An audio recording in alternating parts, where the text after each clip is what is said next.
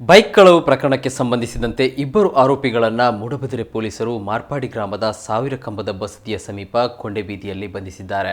ಮೂಡಬಿದಿರೆ ತಾಲೂಕಿನ ಇಡಾ ಕೋಟೆಬಾಗಿಲು ನಿವಾಸಿ ಸೈಯದ್ ಜಾಕೀರ್ ಮತ್ತು ಕೋಟೆಬಾಗಿಲು ಗ್ರಾಮದ ದರ್ಗಾ ರಸ್ತೆಯ ನಿವಾಸಿ ಮೊಹಮ್ಮದ್ ಶಾಹಿಂ ಸೆರೆಯಾಗಿರುವ ಕಳ್ಳರು. ಆರೋಪಿಗಳ ಬಳಿ ಇದ್ದ ರಾಯಲ್ ಎನ್ಫೀಲ್ಡ್ ಕ್ಲಾಸಿಕ್ ಬೈಕ್ ಕಳ್ಳತನ ಮಾಡಲಾಗಿದ್ದು ಎಂದು ಬಾಯ್ಬಿಟ್ಟಿದ್ದಾರೆ. ಜೈನಪೇಟೆಯ ಬಡಗಬಸದಿಯ ಎದುರು ಇರುವ ದೇವಿಕೃಪಾ ಅಪಾರ್ಟ್ಮೆಂಟ್ನ ಪಾರ್ಕಿಂಗ್ ಪ್ರದೇಶದಿಂದ ಕಳ್ಳತನ ಮಾಡಿದ್ದರು. ಮಾರ್ಪಾಡಿ ಗ್ರಾಮದಲ್ಲಿರುವ ಎವರ್ ಪ್ರೈಸ್ ಪ್ರೆಸಿಡೆನ್ಸಿ ಅಪಾರ್ಟ್ಮೆಂಟ್ನ ಪಾರ್ಕಿಂಗ್ ಸ್ಥಳದಿಂದ ಇನ್ನೊಂದು ಬೈಕ್ ಕದ್ದಿದ್ದರು.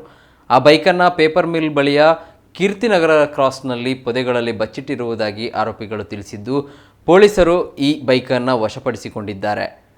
2 ಬೈಕ್ಗಳ ಒಟ್ಟು ಮೌಲ್ಯ 3 ಲಕ್ಷ ರೂಪಾಯಿ ಎಂದು ಅಂದಾಜಿಸಲಾಗಿದೆ.